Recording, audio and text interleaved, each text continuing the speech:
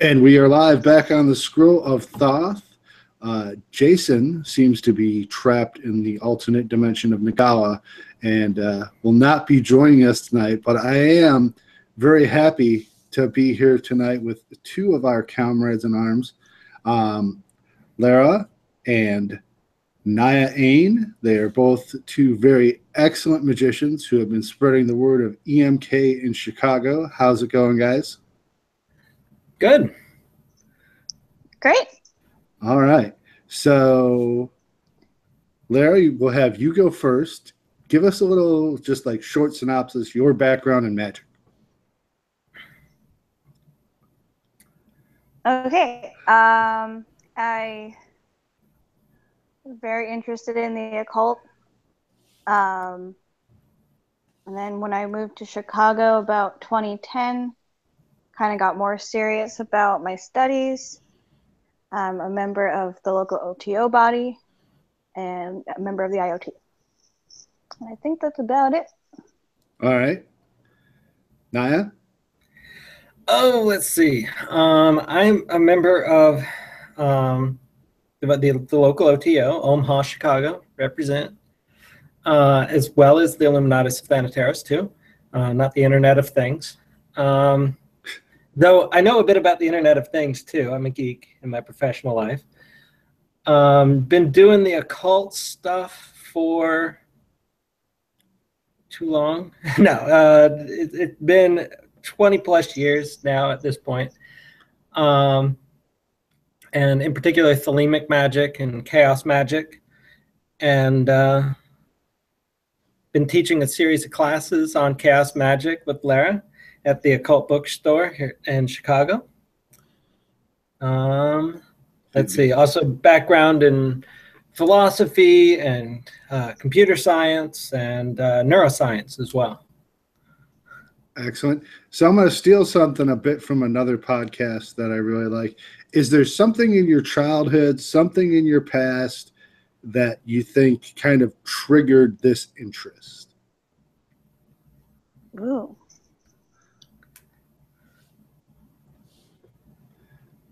For me, that's so hard. I don't know. I've always stayed in this sort of stuff. Okay. That's an acceptable answer. My parents, who were... You said your dad like got you your like tarot cards and we're both. Okay, Lara's kind of breaking up a little. No. Yeah, just a little. So, your parents bought you tarot cards? Yes, my parents brought me tarot cards, and then they were like, well, we don't really understand what you're into. And I'm like, sorry, I don't know what to say. Okay. Naya, how about you? Me? I started off as Christian and took Christianity a lot more seriously than my parents did. So I really wanted to know God, to really know Jesus and bring people to Jesus. I was raised Methodist, which basically where I'm from amounts to, you know, people talking politics and drinking coffee and having donuts. But I wanted like some sort of authentic religious experience. And from that, I had this notion that I had to really explore the nature of spiritual experience in order to get that. And that led me pretty far away from Christianity fairly quickly until I look back and I'm like, what was this Christianity stuff about?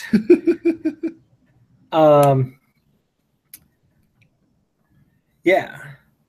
And then, yeah, that, led me through like atheism for a while. And then I was Wiccan for a little bit and then satanic, but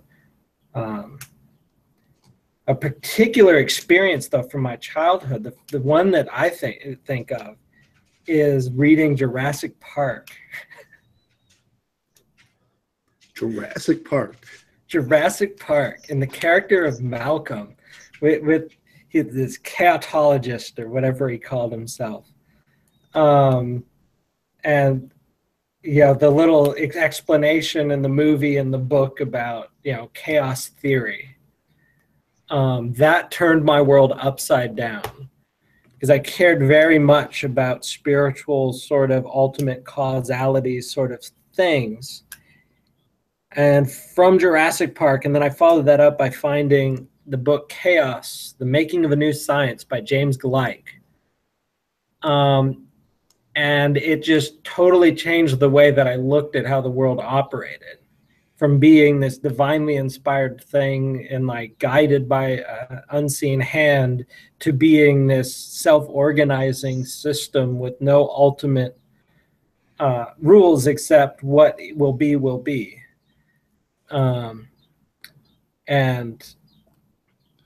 in a lot of ways that turned me on to magic, because it made me realize that I really didn't know anything about what was out there, how anything worked, and opened my mind to wonder in a way that wasn't there when I was simply trying to know Jesus. That's funny. And I mentioned this to you before, that Gleick's book, The Information, was really an important thing for me, in that whole explanation that the universe really is just made of how things are organized, the information in and of itself, that the universe essentially is the word. And that just blew my mind and definitely led me down more interesting paths. Mm-hmm.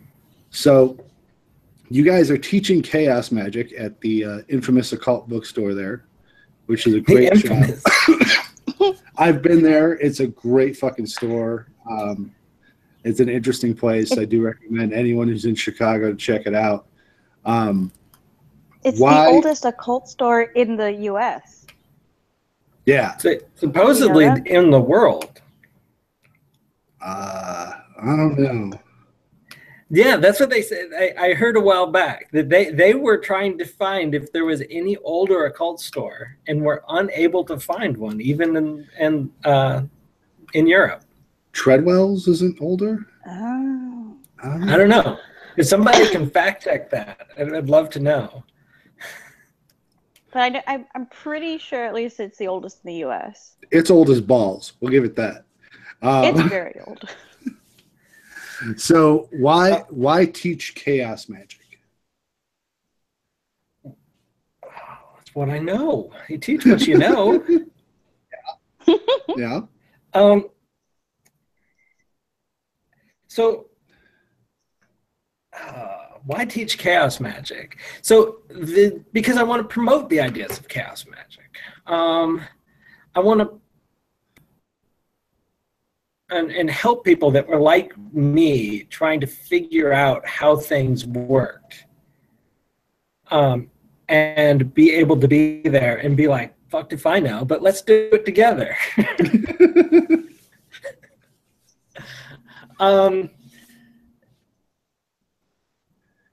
It's about building community. When you start are outside of the margins, even outside of the margins of established esoteric practice, this notion that maybe nothing at all is true. Maybe we're just, it all up as we go along. It can be a very lonely place. Yeah. So being out there publicly, being like, come on, let's talk about this together as a group, and trying to build community around that experience.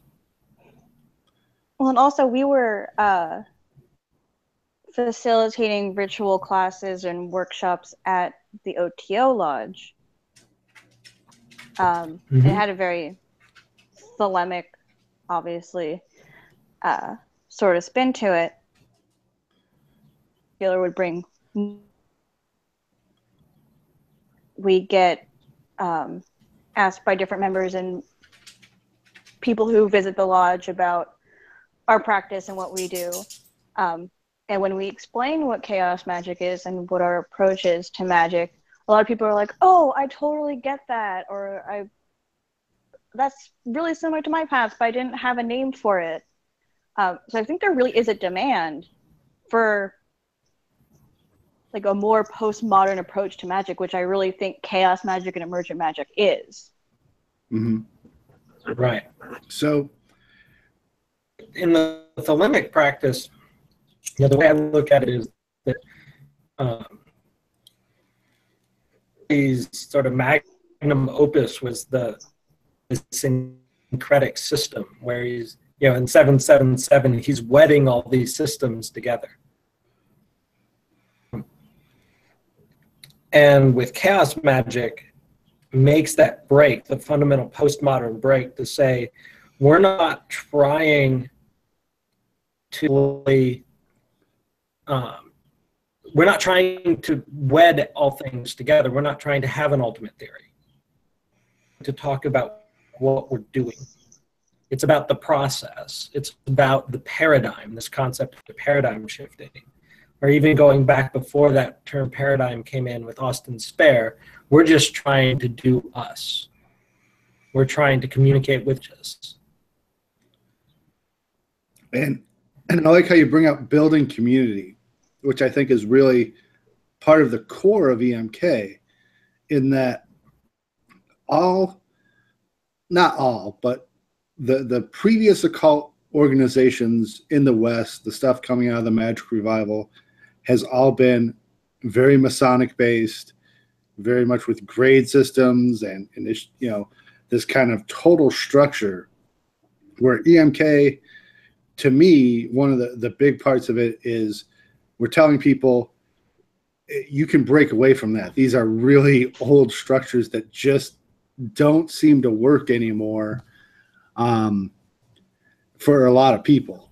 And I love to see anyone who's trying to build up a community that is, loosely affiliated and doesn't have that kind of rank to it. So what parts of EMK make it into your lectures?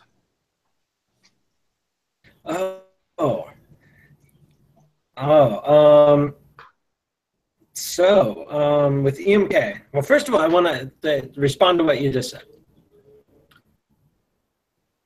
We're both in the OTO. So we are in a system that has degrees and that sort of thing, and a sort of sense of advancement. What that really comes down to is nothing more than there is a storyline, there is a plot. OTO, and work through the OTO that is structured in a linear fashion. And it is what it is. I think you're breaking up a little bit. You might want to try killing your camera for a little bit. All right, I'm in a hotel. Let's kill the camera. So it is what it is. I wouldn't knock it. Of course, I'm taking part in it. But I do get the critique of it as well. Talent individuals that being told you have to go through this degree before you can do this, and then you have to go through another degree, and you have to have at least so many months between this and that. The OTO is a real solid investment in time. Mm-hmm. Talented individuals can move on to advanced work much more. Though I still like, and it's one of the reasons I like the IoT, is you can go read Peter Carroll and read the body of work, that there is work to be done, and organization where hierarchical, at least somebody has done some amount of work that gives them a certain core competency. I like that aspect. Though is you have an opportunity opportunity for people to just walk up and meet you and hear the ideas. OTO is good at that. The OTO has public events, Gnostic masses and such, where people can just come in and find out what the OTO is about and have a little bit and be like, oh, who are these cats? And that's also with teaching chaos magic. Want that sort of community. Want a place where people can just come in and hear the ideas of chaos magic, even if they're complete newbies or experienced practitioners, and have an ability to start making. I think we just lost him. You think you lost him? Yeah, because I can't hear him. I just stopped talking, though. Oh, okay. Well, then we No, didn't lose it. I'm just used to hearing you talk.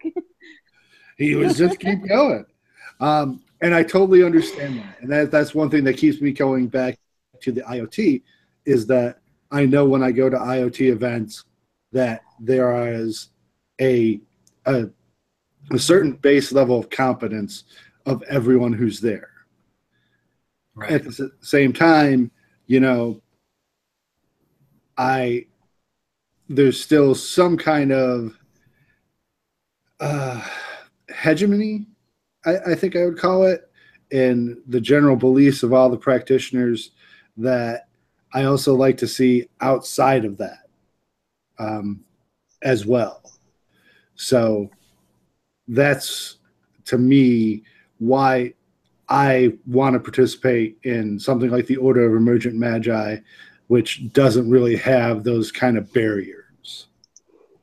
And I think another thing to the OTO is that not everyone goes in there looking to become a really great ritualist.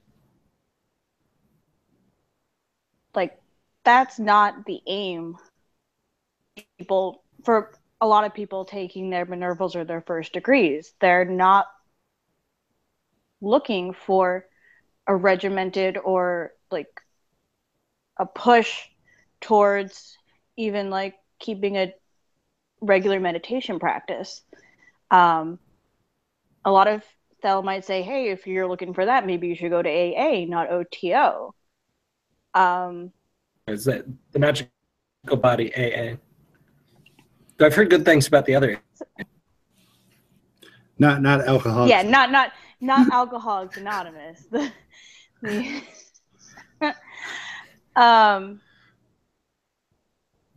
And that's another reason why we wanted to do the chaos magic classes, was also kind of see in our OTO community as well who is interested in with us and learning to branch out,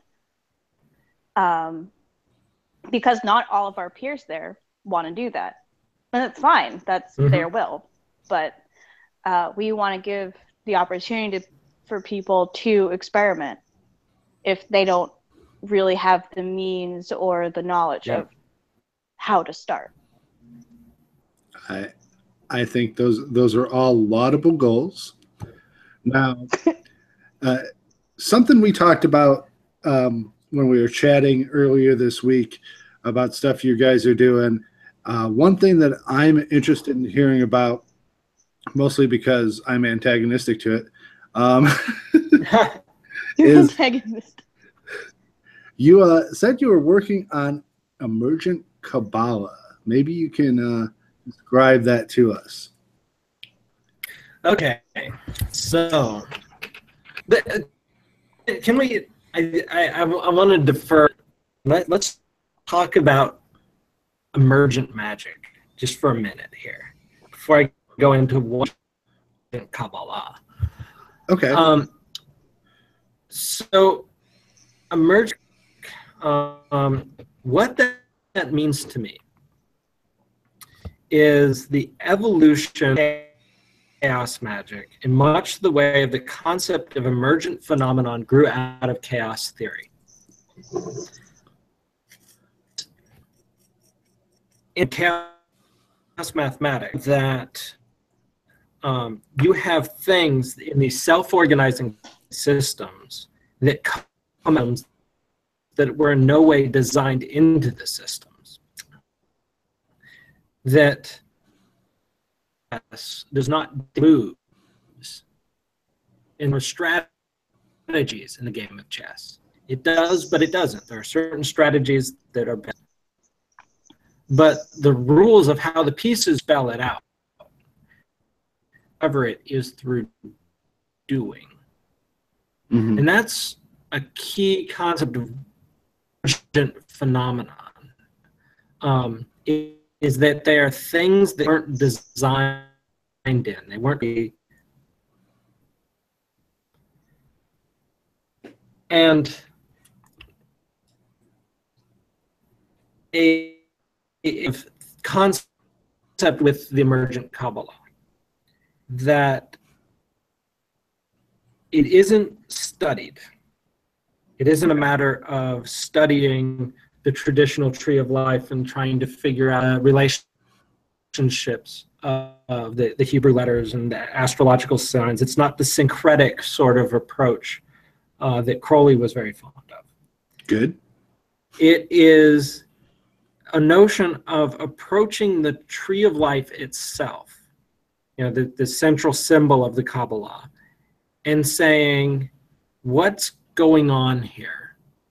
And a lot of it goes back to an experience that I had on LSD many years back that put the seed of this out. So to diverge on that a little bit, use of drugs in magic, chemonosis. Yes. I think chemonosis is important because it can get you out of your normal modes of thinking. That the Gnostic experience is not a particular experience, but a sort of feature that accompanies any state of consciousness that is sufficiently unfamiliar. Okay.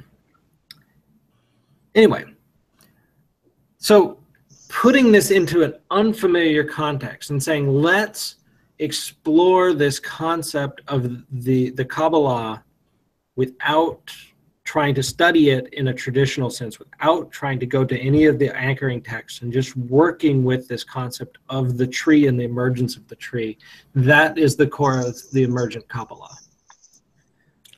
So would you say, kind of in the way that the Gutter Bible acts as that kind of key for, you know, Order of Emergent Magi, and that, you know, here's something to structure around. Here's a seed. Here's a starting point. Work with it and see what emerges. Are you saying then that the tree of life is kind of your seed, and then work with that and see what emerges? Yeah. And in fact, when I started working with it, like seriously, a couple of years ago, like revisiting that experience, I had very much in mind that I wanted this tree that I grew from this seed to not look at all like the traditional Kabbalah tree or trees, depending on, you know, we're having the area tree or, you know, whatever. I wanted it to have a different connectivity. I was really surprised when I found that the more I worked with it, the more it wanted to look like the original tree. That was so long as I stopped at 10. That is, I approached a process where the breaking of the veils, the emergence or the growth of the tree, the breaking of the spheres, was part of the story of the tree. That is, it's not a single tree, it's a series of trees going through a process of emergence between 1 to 2 to 3 to 4 to 5, all the way past 10. And I take it up to 12. And then looking at the symbolism that comes out of that 12.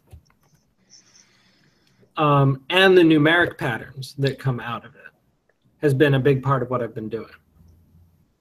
Okay. I think I get what you're saying, but you're not like building tables of correspondences that go with each Sephiroth, for lack of a better word. No, I'm exploring the like just the numerical patterns themselves in the tree. So maybe describe what does a ritual or practice look like when you're trying to explore this concept? Okay, so let's start with some of the numerical patterns in the tree. One of the cooler, I'm going to try this. Let's see if this works. If I do, now I know this is going to be a podcast, right? Yeah. So you're drawing a picture? Yeah. Well, I'm like, I want to share my desktop, but maybe I'll just try to paint a picture with words here. Okay. The numbering of the paths has to do with the order in which they come out of the tree. They appear in the sequence of the tree emerging. There are numerical patterns within that, such as pairs of paths that add up to the same number. So if I say, where are the paths that are symmetrically summing up to the number 25? It gives me a certain set of the paths on the tree. That set is a sigil. I can then look at that sigil and say, all right, that is the sigil for, well, for what? What are the things that it's connecting in this? Or another one is a series of paths that if you follow them out in a sort of in a trail, they consecutively add up to the same number.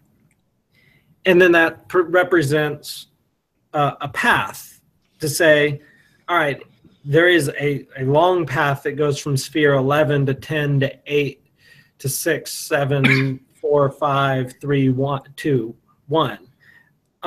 That's all the number 23.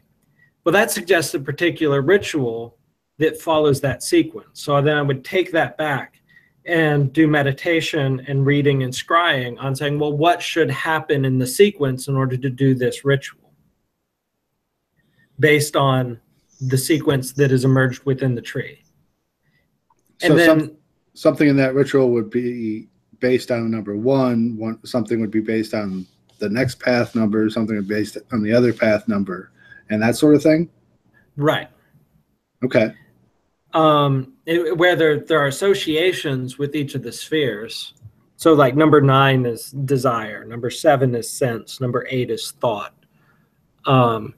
So it would provide a sort of a rough structure for a ritual working, sort of like, a design for a poem might need to look like the tail of a rat or something like that. Thinking Okay. Lewis Carroll here. But you've also been provides mapping. Go ahead.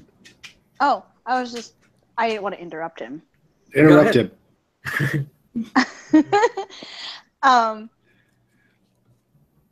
Another thing I wanted to bring up, because you're probably not going to forget it, but having like the tarot correspondences on the tree is something that you've been working with, right? And we're hoping to be working on a tarot deck soon, because you just destroyed the first draft. So. Yeah, I did.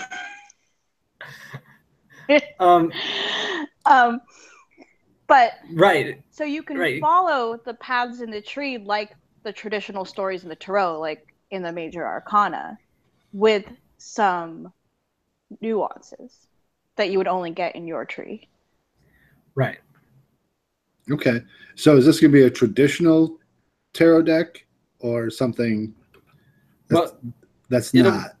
It's definitely not traditional in that it's got 93 cards. Okay. Instead of the traditional 78. I'm hoping for something that is traditional in the right ways and breaking with tradition in the right ways. That makes sense. Because, why throw everything out? Mm-hmm. That doesn't. So when you're writing this book?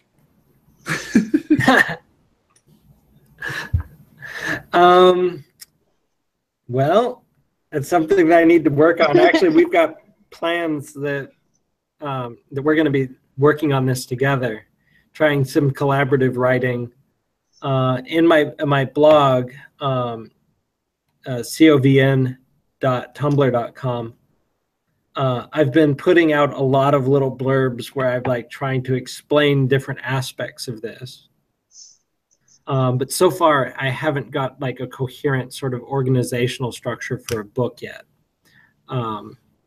So hopefully, this summer we'll actually start making some serious inroads into that. So it does kind of sound like you are building your own correspondences. So you say that you have like one Sephiroth that's Thoth. Okay. So are you looking for things that associate with that to say, okay, so Thoth is this, so I'm adding these elements so that I can build off of it? And what do you do when you get to the point, which is something that's always bothered me about traditional Kabbalah, when it starts not to fit? Well, if it doesn't fit, that's fine. I'm not a fan of trying to force correspondences where they don't line up. Fundamental to the concept of paradigm shifting is that it's okay for things not to line up. You don't just take willy-nilly concepts from one paradigm and demand how they map to another one. We've got paradigms which are basically models, ways of thinking about different things and working with different things. We've got paradigms in psychology and paradigms in chemistry, but you don't show up to the psychoanalyst and say, what's a covalent bond in your theory of the psyche? It's not a relevant question. And in the same sort of way, if I've got something that doesn't map, it just doesn't map. So like one of the things that I've been looking at is correspondences. Like I've got 12 spheres. Now there's 12, the zodiac. Does the zodiac map to the spheres? Best I can tell, nope. There's 12 of them, but they don't naturally fit to the 12 spheres. And then once I see they don't naturally fit, well, what's the point of trying to pursue that further? They're just different. They're too fundamentally different, and they're not pursuing the same goals. They don't reduce to each other. And that sort of reductionist approach just diminishes both.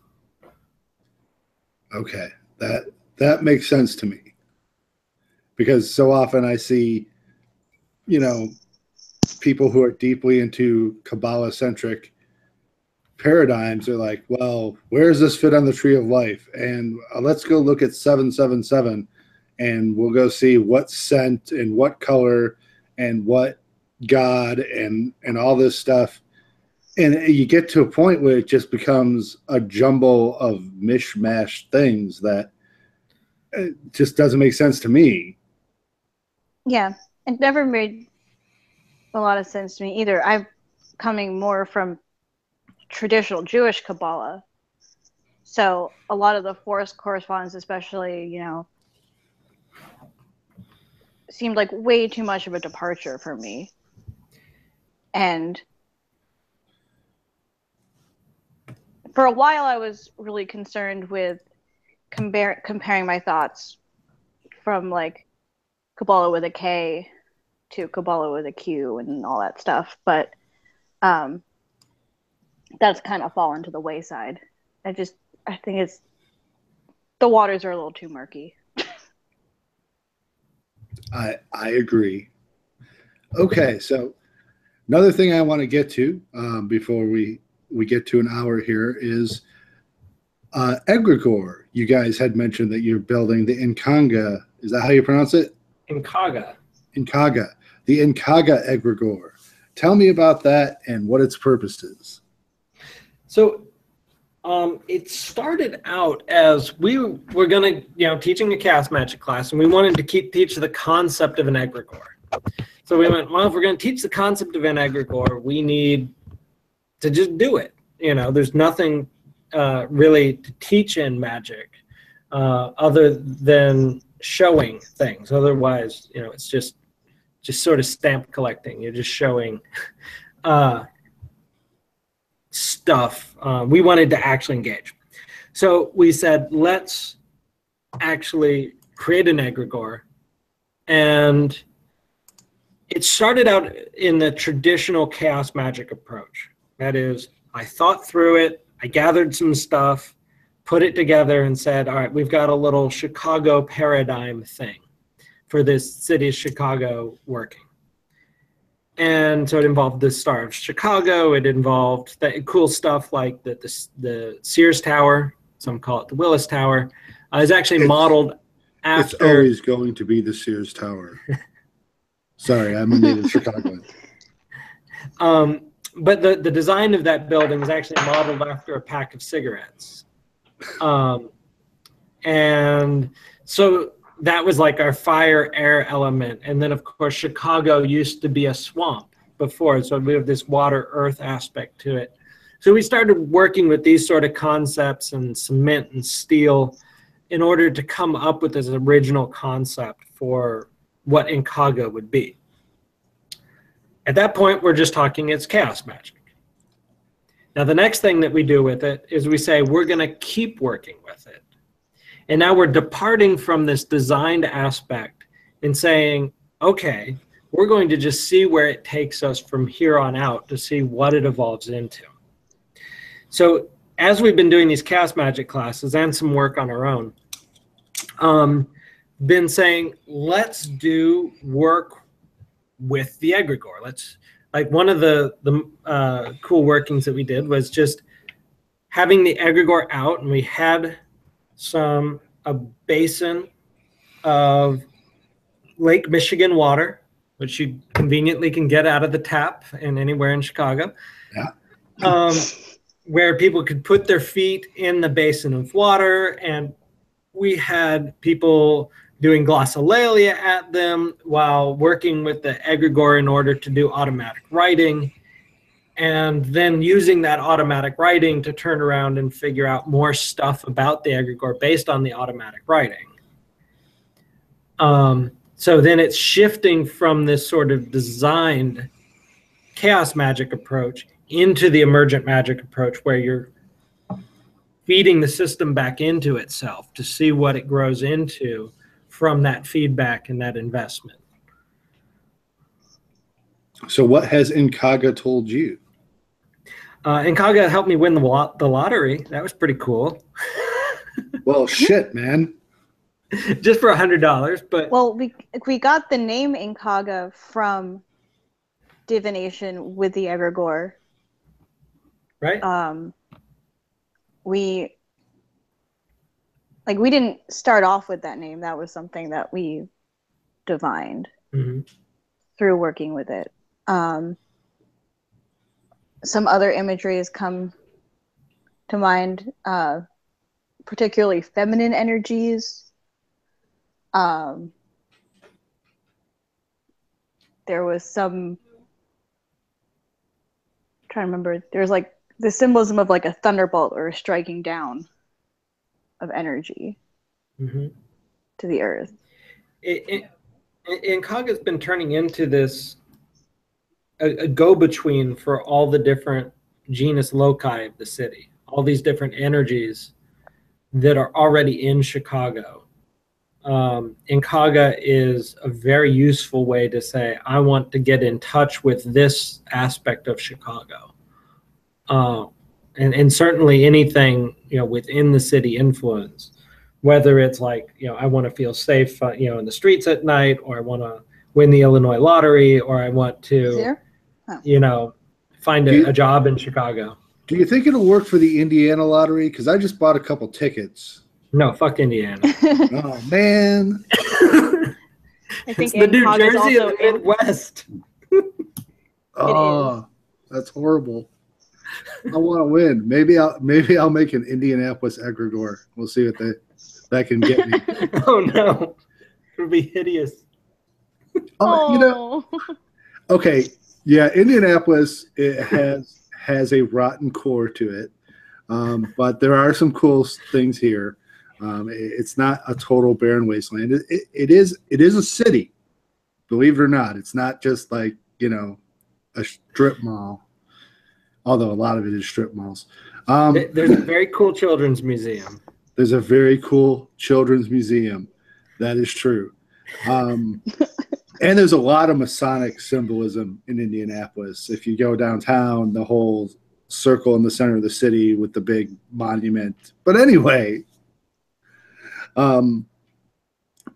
so you guys been building that. What other parts of your classes have been EMK related?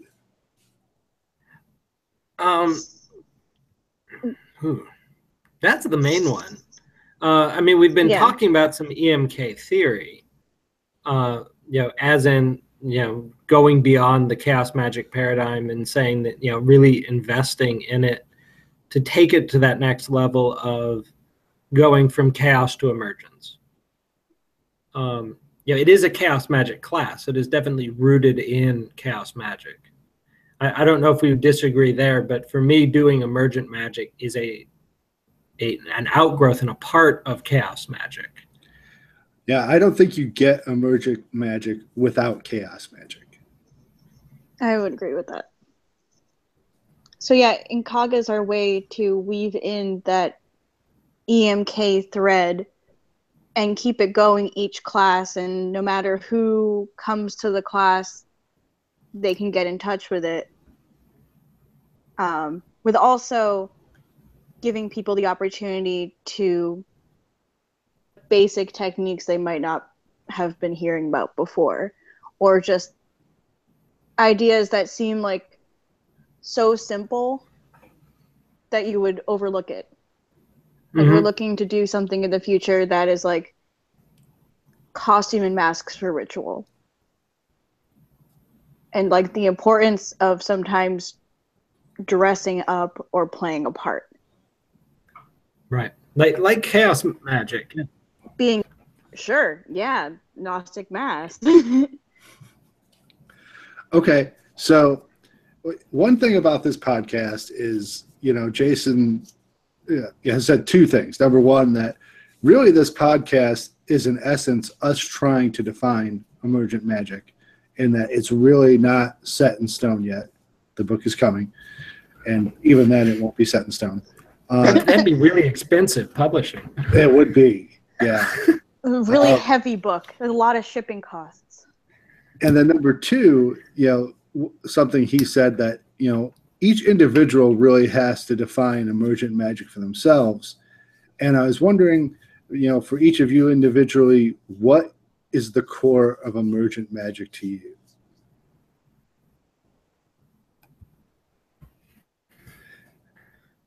Just put you on the spot right there. Do you want to field this one? Well, I can start. I think we agree that, yes, emergent magic stems from chaos magic. It is about dedicated practice towards a certain seed or paradigm, no matter how small. Letting the work speak for itself out of continual labor towards it and divination. Like going back to his emergent tree, it's not about forcing significance upon it. What stories get created out of itself? What mythologies does it expose? And with it. Right. No, the process is the product. Mm-hmm. Okay. Yeah, and I do agree that is one of the cornerstones of emergent magic, in that it is built on magic itself. And to me, that, some people would say that you don't need to reinvent the wheel. You don't need to reinvent the paradigms. The paradigms are already there and stuff like that. But a lot of those paradigms are old. I mean, it doesn't seem old on a scale of things where you look at like Egyptian magic, and that was around for tens of thousands of years, or, Galatia, which has been around for hundreds of years. And, then we look at OTO, Thelemic magic, that's only been around for around 100. But it seems that our world is accelerating, and it seems that the world itself has kind of reached this tipping point of where we really have embraced the nothing is true philosophy, with the whole concept of fake news and how we are manipulated and finding no ultimate truth. To me, Emergent Magick is a way back to figuring it out ourselves, to figuring out what is true for us. And,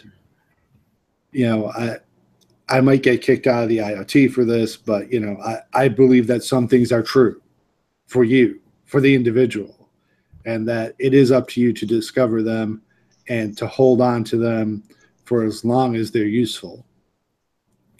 So on that note, is there anything you guys want to wrap up with as far as why you would say go out and be at your class? Oh, well, because we're pretty cool people. Well, that's true. I bring beer sometimes.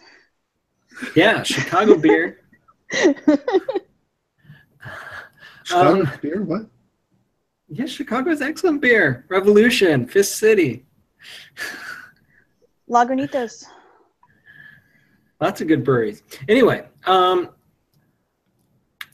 yeah, so the Emergent Magick and Chaos Magic, I want to just say, definitely grows out of Chaos Magic.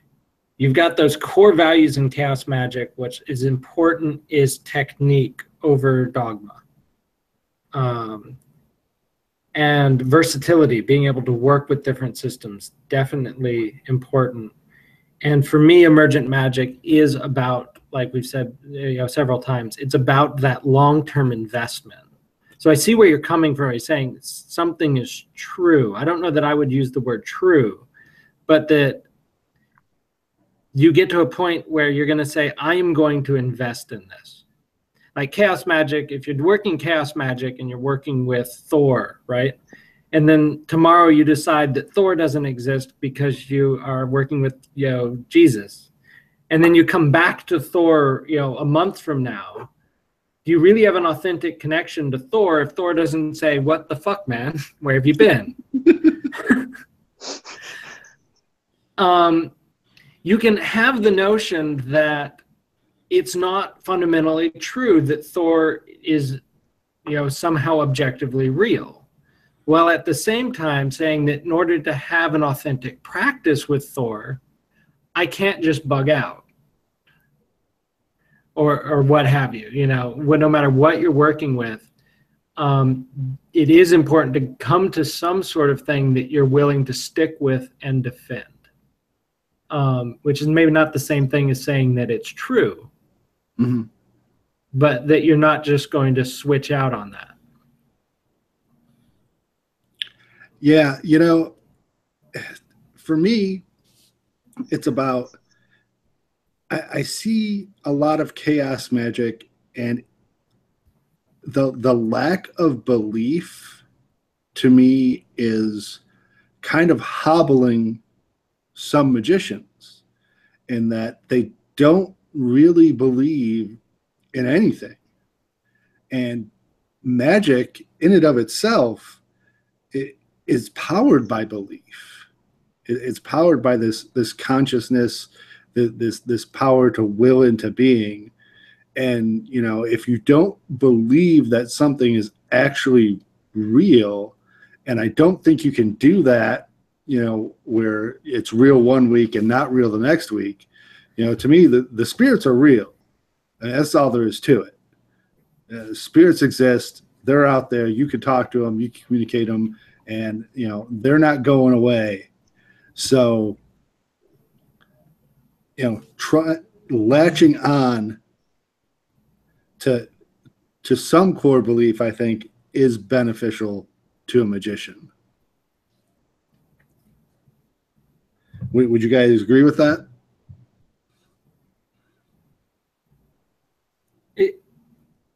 Maybe. Maybe. You're not sure? Well, the notion of paradigm shifting, I don't agree with a lot of what Peter Carroll says about paradigm shifting. So like a question about whether the spirits are real, right? There's certainly been experience with of a sort that needs to be interpreted in some manner. A paradigm shift is about, well, what experiences are you trying to explain? Are you trying to talk about? And how are you going to interpret those experiences? So you might shift between these being spirits and these being considered a psychological phenomenon or in some other way, or simply not being important at the moment. But I don't believe that at any point we are in direct contact with reality. I don't really believe in reality or objective reality. Mm-hmm. So I would say, no, I'm not really a fan of the notion of truth, or I wouldn't say that anything is real. It's all, to me, though there is experience, which is direct and undeniable, when you turn around and start talking about it in language or working within a paradigm, which is already distorting it from what it is. Excellent. Lara, did you have anything to add to that? No, we obviously, I hear this a lot, and for the longest time, I still don't really know what I really think and what I really feel is right. But I do agree that I don't think reality is true. The more I dwell on it, the more I'm pretty certain of that. Yeah.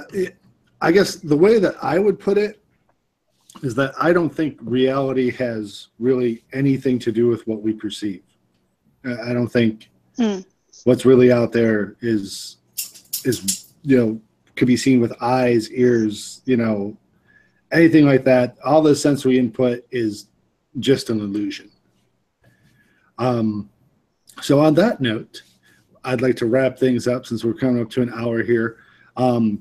What are ways that people can contact you or learn about what you're doing, social media, stuff like that? So for me, first letters from nothing is a secret key of this law that's rather unpronounceable. I guess it would be something like Nyaskatol. At gmail.com. You can find me there and shoot me an email. Of course, if you're in Chicago, you can just show up at the Occult Bookstore. It tends to be third Saturday of the month. This month, it's going to be fourth Saturday. You're not going to Rockford? Anyway, go on. No, I am going to Rockford. That's the fifth Saturday. Is it? There's 5 Saturdays in this month. Yeah. Good. Yeah. There's a lot of weekends. Lara, how would people contact you?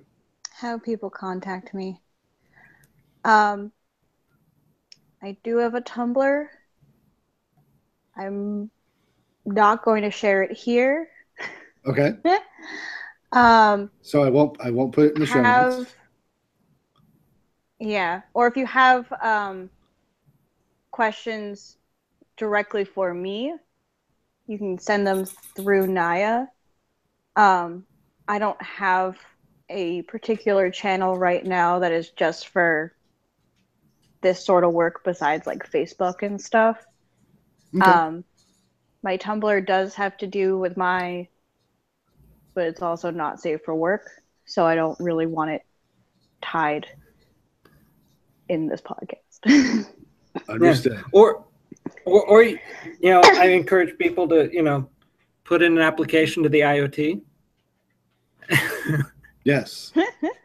Want to get to know us? Do a bunch of work. And then, you know, Do a talk to me lot in a of year or work. so. Do a minimum of 6 months of Libra MMM and come join the party. All right.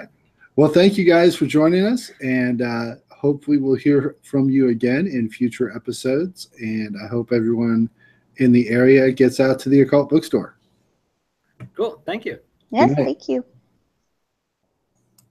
And I hit the